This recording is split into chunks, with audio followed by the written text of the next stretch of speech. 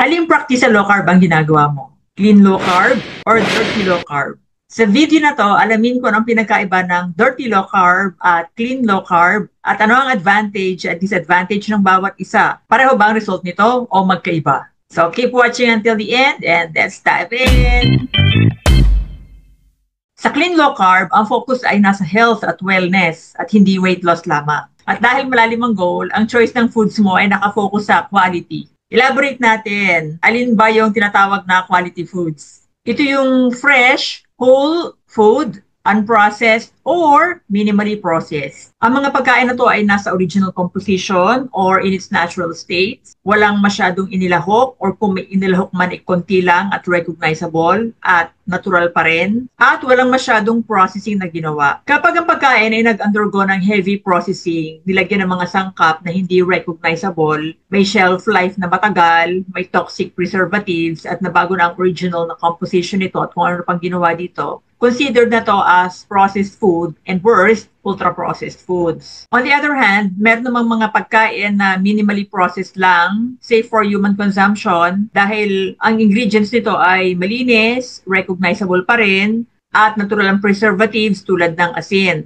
Ilan sa mga examples nito yung mga bottled sardines in olive oil, or meron din mga homemade na sausage or longganisa or hot dogs na malinis ang ingredients. Sa kasamaang palad, ilan lang ito at mahirap hanapin. Kasi nga, ang food business, more often than not, it's all about money and not about health. Kailan naman ito matatawag na minimally processed at hindi ultra-processed? Ang bawang, kapag binili mo ito in its real form, whole food yun. Kapag binili mo ng pulbos, tapos pre-package na, pero yung pinulbos na bawang ay puro pa rin at walang halo, may processing na naganap, pulverizing. Pero okay pa rin siya for human consumption. Kapag bumili ka ng karne na buo, whole food yun. Pero kapag ito ay pinagiling mo, minimally processed dahil may grinding na naganap. Kapag nilagyan ng preservatives yung karne tulad ng nitrite para pumula or may MSG pa, ayun ang hindi na okay dahil meron ka ng inilahok na bad stuff na toxic siya for long-term consumption.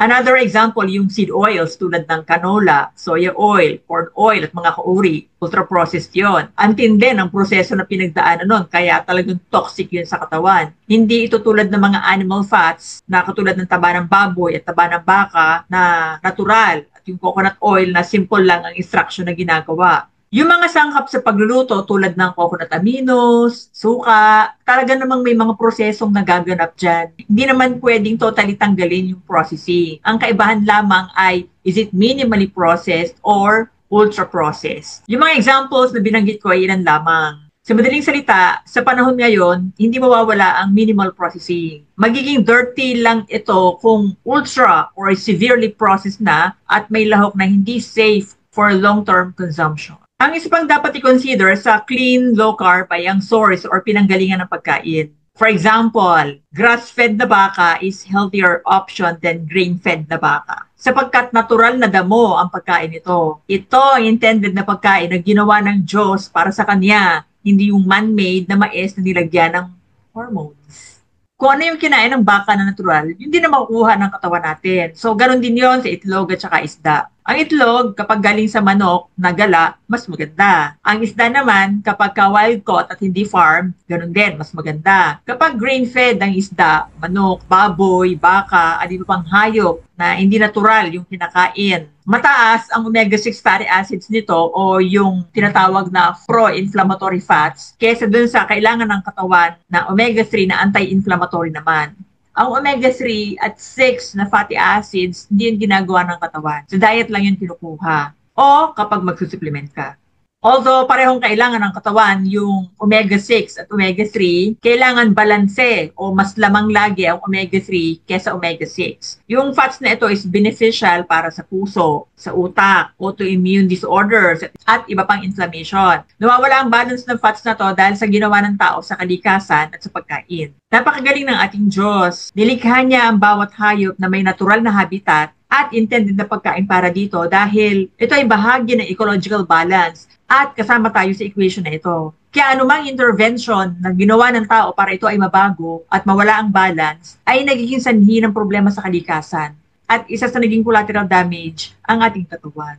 Kaya kung ang hayop ay loaded with antibiotics tulad ng manok dahil Sa halip na gala, sila ay congested. Wala sila sa kanilang natural na habitats. Tapos ang mga gulay ay treated with pesticides, herbicides, genetically modified pa. Hindi nito yung natural or original structure. May effect ito sa health natin sa matagalang consumption.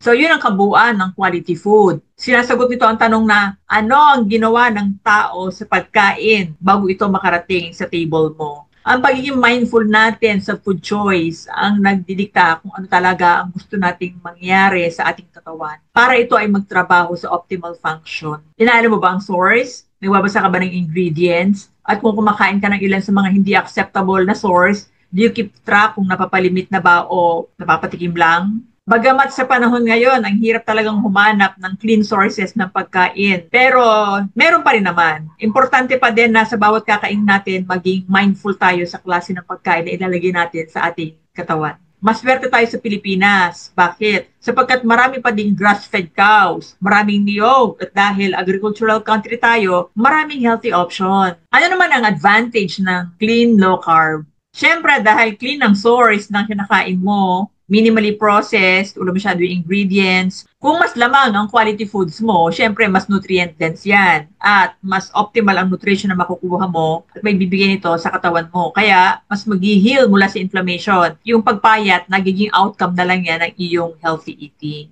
At dahil itatama nito ang balanse sa mamamagitan ng pagsasaayos ng chemical pathways sa katawan mo, mas madali itong i-maintain dahil ang katawan mo mismo ang nagdidikta na ayos ka na. Less ang cravings sa bad foods dahil like ang busog at hindi ka ika nga alipin ng pagkain. At dahil long-term ang goal mo, meaning ang focus mo ay health, hindi weight lang. Malalim ang pundasyon at mas kaya mo itong gawing permanent lifestyle. Ano naman ang kanyang disadvantage? Ang disadvantage lang nito ay ang cooking preparation at paghahanap ng alternative source. Yun ang dahilan kung bakit most of the low-carb substitute ay sa online lang mabibili at halos wala sa grocery stores. Hindi kasi popular ang mga low-carb substitute dahil nga ang trend ng diet ay high-carb na puro asukal at harina na siyang nakamulatan sa modern-day diet. Another disadvantage is mas pricey ito kaysa mga pre-packaged foods, yung whole foods. At kung mga low-carb substitute naman, mas pricey din ang konti. Dahil puro at mas malinis o natural lang sangkap at mas mahirap gawin dahil most of them ay talagang manumanong ginagawa or traditionally processed, mas mahal ang presyo. Ang food preparation medyo matagal din dahil instead na canned or ready ingredients na, gumagawa ka ng sarili mong panlahok. For example, sa halip na mayonnaise at iba pang dressing, gumagawa ka ng sarili mo sa bahay. So, may time and effort talaga na ilalaan ka dito. Bukod pa dito, limited ang clean sources dahil iilan din lamang yung mga farmers at food manufacturers na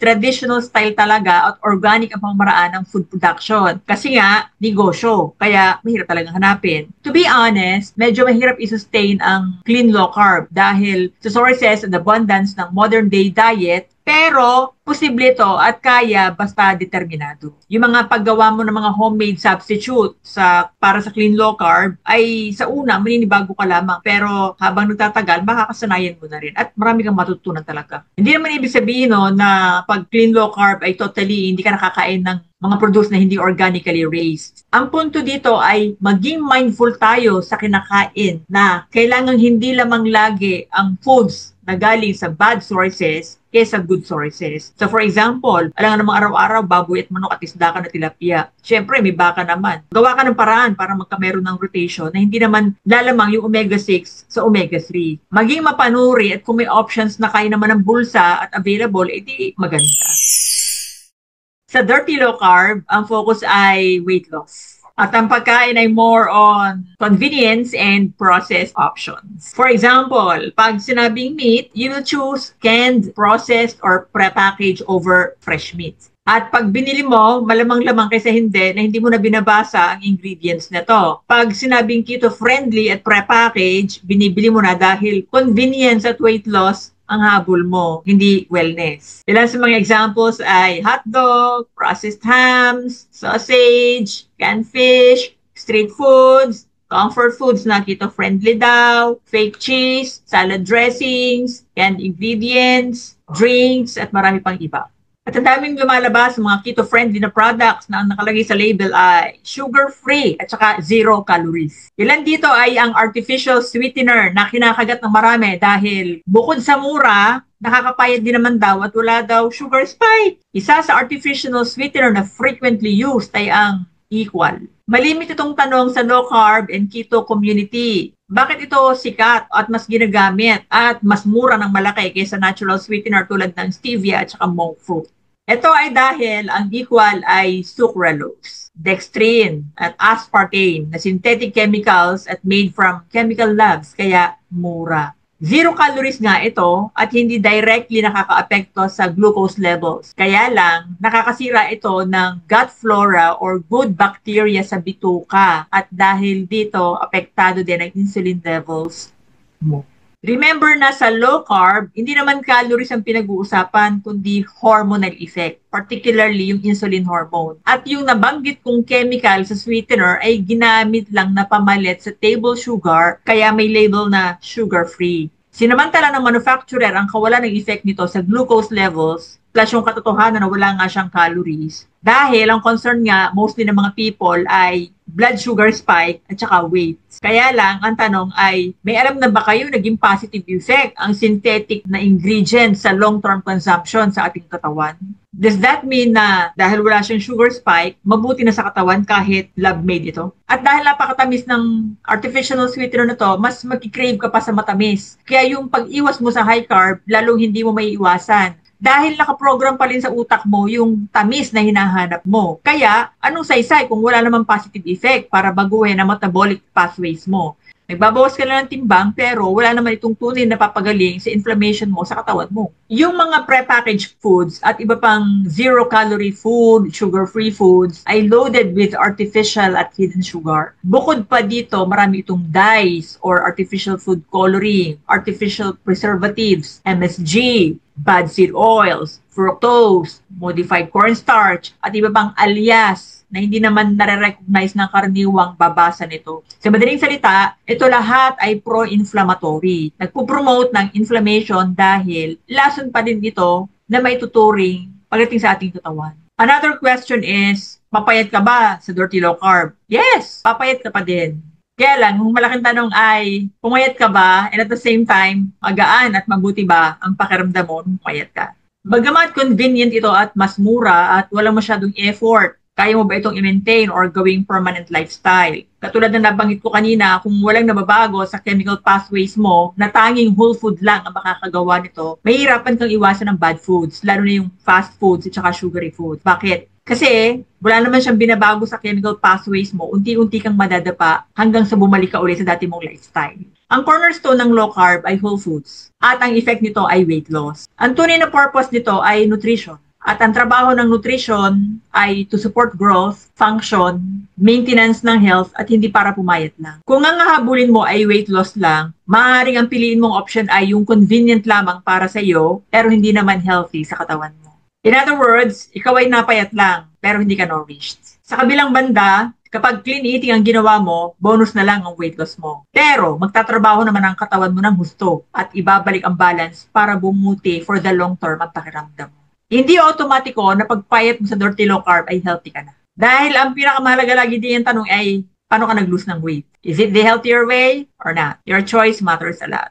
Kayo po, alin sa dalawa yung ginagawa nyo or plano nyong gawin? Please leave your comments down below. And if you have made it this far, thank you very much for watching. And don't forget to like and subscribe for more eye-opening videos. Thank you for watching again. Until my next videos. Bye-bye.